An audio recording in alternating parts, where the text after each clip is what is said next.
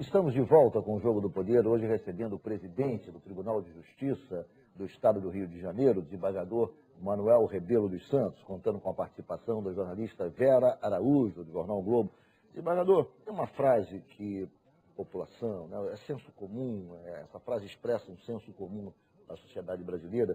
Eu queria que o senhor comentasse, queria que o senhor dissesse se ela é procedente ou não. Essa coisa da impunidade é expressada de maneira muito clara nessa frase. A polícia prende, a justiça solta. Como é que é isso? O que o senhor acha dessa frase? Ela é correta? É imperfeita? Enfim, durante muito tempo foi isso, hoje não é mais. Qual é a sua avaliação? Não, veja bem, normalmente quem prende é a polícia, né? Embora qualquer do povo possa prender alguém em flagrante, mas a polícia normalmente é quem prende. E quem solta sempre é o judiciário. O que acontece é que muitas vezes a prisão não está bem fundamentada, ela não se justifica. Hoje, no Brasil, para você manter alguém preso, tem que ter uma razão muito forte, porque a ideia que prevalece é a da presunção de inocência e que alguém só deve ser preso. Nós tivemos um exemplo bem claro agora, em relação ao julgamento da ação penal 470, né? Só deve ser preso após o trânsito julgado da decisão condenatória. Mas quando o juiz examina que não estão presentes as condições que poderiam justificar a prisão, ele concede a liberdade. Ele está cumprindo a lei. Então, isso aí é digamos, há um consenso na população em relação a isso, mas é porque o juiz não pode deixar de cumprir a lei. E se não estiverem presentes aqueles requisitos necessários à prisão preventiva, o juiz não tem alternativa. O senhor falou aí do caso Mensalão, da condenação de todas essas figuras, enfim, importantes da República Brasileira. O senhor acha que essa condenação, assim, de A a Z, de todos os envolvidos no Mensalão, ela contribuiu, de alguma maneira, para reduzir a sensação de impunidade que se tem no país? Eu acredito que sim. Primeiro que é um processo dificílimo, né, com muitos réus, e os advogados procuram ganhar tempo, e é natural que façam dessa forma, mas a quantidade de testemunhas para serem ouvidas é gigantesca, mas o Supremo conseguiu, num tempo bastante razoável, conseguiu começar e terminar o julgamento. E havia no Brasil esse problema de não se condenar pessoas importantes. O senhor não acha que o Mensalão trouxe uma outra questão que me parece preocupante? Quem condena vira celebridade, quem absolve é vilão. O embate que houve entre dois ministros do Supremo, de um lado colocando o ministro Lewandowski contra o presidente do Supremo, ficou muito claro isso. Quem condena automaticamente se tornou uma celebridade nacional. E quem, por alguma razão até técnica, discorda daquela posição, se torna um vilão. Isso não é perigoso, desembargador? O que o senhor acha disso? Mas a população, mais cedo ou mais tarde, ela vai se conscientizar disso aí. O problema da polícia prende, o judiciário solta. Hoje, esse enfoque já é bem menor nas pessoas melhor informadas. Eles já sabem por que é feito assim. Então, esse problema existe, realmente. Você tocou num assunto aí que realmente até preocupa, mas a população, aos poucos, vai entender que a coisa não é bem assim. Você pode errar não só condenando, como pode errar absolvendo. Mas isso é decorrência do fato do julgamento ser feito por pessoas humanas, né? Eu quero ainda, lembrando o caso dessa ação penal, falar me parece uma inovação. O Mensalão teve o condão, a capacidade de fazer com que a população discutisse teses jurídicas. Por exemplo, a tese de domínio do fato, segundo a qual a pessoa pode ser condenada, mesmo que não tenha envolvimento direto na prática criminosa, mas se ela tiver conhecimento e tiver poderes para obstar aquela prática criminosa e não tiver agido dessa forma. Quer dizer, o uso desse domínio do fato como, digamos, tese de condenação da maioria dos envolvidos do Mensalão foi o que ocorreu com o Supremo. Mas essa teoria não pode levar à condenação de alguns inocentes? O senhor não acha perigosa o uso exclusivo dessa teoria do domínio do fato, que, não, na verdade, ela prescinde da prova final, da prova cabal?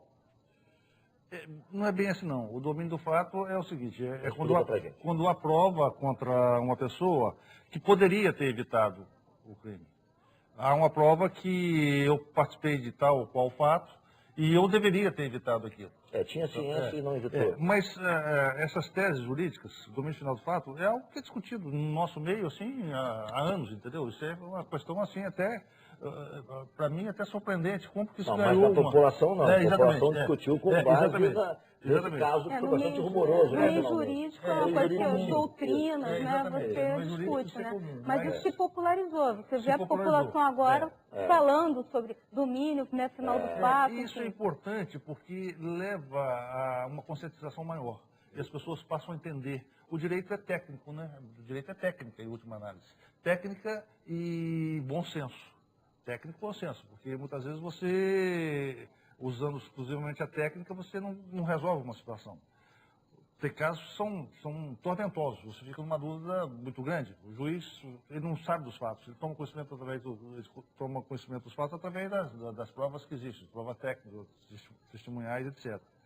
Então, é importante que a população comece a se inteirar dessas teses jurídicas, inclusive, para entender melhor por que o judiciário age dessa ou daquela forma. Você acha que está havendo uma popularização, de certa forma, o julgamento do mensalão, essa aproximação do judiciário, do Tribunal de Justiça com a justiça itinerante, está fazendo com que a população sinta que a justiça não é esse bicho-papão, não é esse monstro, que está se popularizando mais? Eu tentei, na medida do possível, desacralizar o poder. Para vocês terem ideia, eu quando entrei, a primeira medida que eu tomei foi abrir a porta do meu gabinete. Hoje ela tem um dispositivozinho que ela pega na parede, tem uma coisinha, um grampinho assim que encaixa e ela segura lá, porque ela tem mola. Mas antes não tinha, nós botamos lá um grampeador. Aí logo fizeram uma piada dizendo que meu gabinete estava grampeado. E é preciso que a gente realmente comece a se aproximar da população. É preciso que a população veja o judiciário como uma coisa importante para o exercício da cidadania. É preciso que a população se conscientize disso, porque só através do judiciário. E daí a fundamental importância do projeto de justiça itinerante, quando você leva a justiça a essas populações mais carentes, para que eles possam realmente exercer a cidadania. Essa aproximação é muito importante para uma melhor compreensão do Poder Judiciário.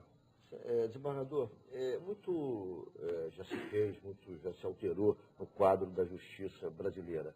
Eu me lembro que anos atrás, há 15 anos atrás, o então senador Antônio Carlos Magalhães, ainda vivo, fazia denúncias contra a justiça, denunciando super salário, e ele cunhou uma frase que a justiça brasileira era uma caixa preta, que ninguém conseguia entender, ninguém tinha acesso ao que acontecia lá dentro.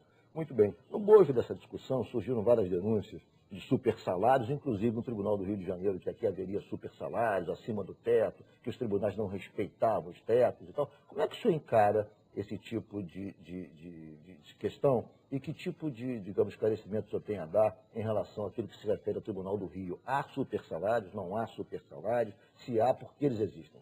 Não, deixa eu dizer para você o que acontece. Nós temos algumas remunerações já reconhecidas pelo Supremo, pelo CNJ, que os tribunais superiores receberam aqueles valores de imediato. Alguns tribunais fizeram o seguinte, pagaram aos desembargadores valores expressivos e não teve dinheiro para pagar aos demais magistrados. O que fez o Tribunal de Justiça do Rio de Janeiro? Distribuiu esse pagamento, uma das parcelas, que a gente chama de PAI, parcela autônoma, parcela autônoma, esqueci agora exatamente o significado. Parcela autônoma. Nós dividimos isso em 4 anos. Sim. Então, você, além do seu salário, você recebe essa parcela, que é um valor razoável. O seu salário aumenta. Mas você está recebendo em 4 anos aquilo que você devia ter recebido 4 anos atrás.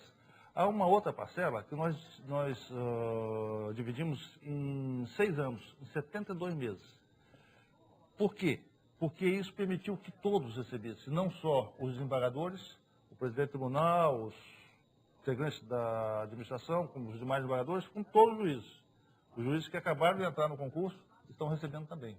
Então, isso eleva o valor do vencimento do juiz, mas nós recebemos 90% do que ganha o ministro Supremo. Essa questão da transparência do tribunal é acompanhada, obviamente, pelo CNJ, que, enfim, que foi uma inovação. Nós publicamos todo mês, né? O salário, inclusive. Eu queria saber o seguinte, o Tribunal do Rio cumpre, digamos, as metas estabelecidas anualmente pelo CNJ? Porque o CNJ estabelece uma série de metas. Não, nem todas. Aquelas metas são, digamos assim, uma projeção do que seria ideal. Nem sempre é possível atender Por a exemplo, todas quais as são as metas que são difíceis de atender, por exemplo? Não, o CNJ estabelece como uma das metas você julgar o número de processos que entrou no ano anterior. Então, Isso. você tem 9 milhões de processos, entraram 2 milhões, você tem que julgar pelo menos 2 milhões. Isso aí é uma meta buscada intensamente pelo Poder Judiciário do Estado do Rio de Janeiro. Mas com uma falta de magistrados, como nós temos, isso fica difícil de cumprir. Então, nem sempre é possível de cumprir. Mas eu vou dar uma notícia para vocês de primeira mão. Opa! Possivelmente, o Poder Judiciário, se for aprovada uma resolução que eu vou encaminhar para o órgão especial, vai ser o primeiro poder, talvez, dos estados, e aqui no estado será o primeiro poder, que vai regulamentar o acesso à informação. Nós vamos encaminhar um projeto para o órgão especial, para, se o órgão especial aprovar, nós... a transparência absoluta do tribunal. E aí todas as informações poderão ser requeridas pelo cidadão, pela imprensa. Eu não vou citar nome, mas tem instituições aqui no estado do Rio que não publicam o valor, de quanto as pessoas receberam, e a matrícula da pessoa. Nós não, nós botamos lá, desembargador, fulano de tal, juiz, fulano de tal. Perfeito. Agora, se houver alguma dúvida, vamos explicar. Isso é pago por isso, assim. Perfeito. Eu vou fazer mais um intervalo, o Jogo do Poder volta em 1 minuto, hoje recebendo o presidente do Tribunal de Justiça do Rio de Janeiro, desembargador Manuel Rebelo dos Santos.